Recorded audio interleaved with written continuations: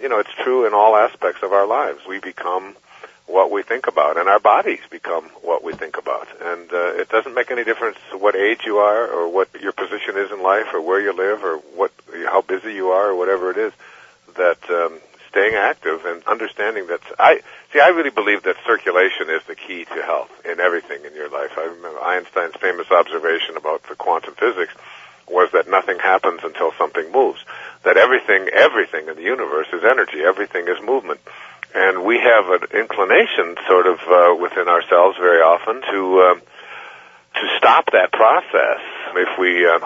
I remember reading some books about the people, the Aborigines in Australia, and how when they, in the olden times, when they would break a bone, for example, they would just reset the bone immediately, pack it with mud or whatever it is that they used to hold it together. But the key to the healing of it, what they believed, was movement right away. Getting yourself active and walking on that reset bone, so that it would facilitate the healing process. And I think it's true virtually in all of us that we have a tendency to just want to do things, keep ourselves inert and not move and sit back, become couch potatoes, if you will. And we have, I just sit here where I live on Maui, and I watch as people walk by. I live right on the ocean, and there's a walkway right in front here that, I see people walking by from all over the country, and it's just amazing the numbers of people who are just grossly overweight, which just really just boils down to, a lack of an understanding of the fact that your bodies become the result of the way that you think, and your thoughts are what create the action in your life.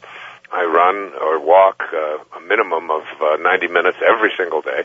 I just take the time to do it. It's my thinking time. I tell people I'm a prophet. I get paid by the thought, so I have to go out and I have to walk. And I also do yoga about 5 times a week. I've only been doing that for 4 or 5 months, but it's totally, completely changed my life. And I also swim. I just came out of the ocean just now, 10 minutes before I did this talk, getting my body stimulated, getting my brain stimulated, getting the cells of my body active, and so on. And when I look at the universe, when I look at everything in our universe, even the things that appear to be solid and sitting and standing still, if you look at a quantum level, look at the molecules and the atoms and the electrons and the subatomic particles, and as you examine all of these things, you see that it's movement, movement, movement, movement, circulation, circulation, circulation. And the more you think in these kinds of terms, the less inclined your body will be to go into a state of atrophy or a state of obesity or a state of sickness and illness, and you won't attract those kinds of things into your life. You make absolute declarations to yourself about what you expect from your body. And I know this is going to sound a little bit scary to some people out there, but you have to make declarations and assertions and knowings that what you're willing and not willing to allow into your body. You're not going to allow an old person to move into your body. And when I say an old person, I mean a person who is slowed way down, a person who is creaky, a person who has difficulty in movement and so on. That person isn't going to be allowed to move into your body. And you make other declarations. And I've made them in my life, and I'll make them again. I will not allow arthritis to come into my body. It's just not an option. My body is not going to house something called arthritis. And I assert it, and I make that as a statement, and I live from that principle, and I act upon that principle on a regular basis.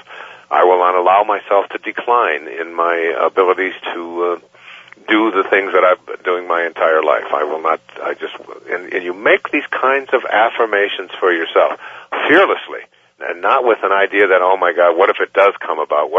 That's not an option that you even allow in. It is not something that is going to enter into my body. I will not have that in my life. And as you do this, as you begin to make this practice, you begin to realize that this thing called the mind-body connection is much, much greater than anything that you might have ever thought about in the past. The idea that your body becomes what you think about, your thoughts. If you want to know what your thoughts were like 10 years ago, look at your body today. And if you want to know what your body's going to look like 10 years from now, look at your thoughts from today on.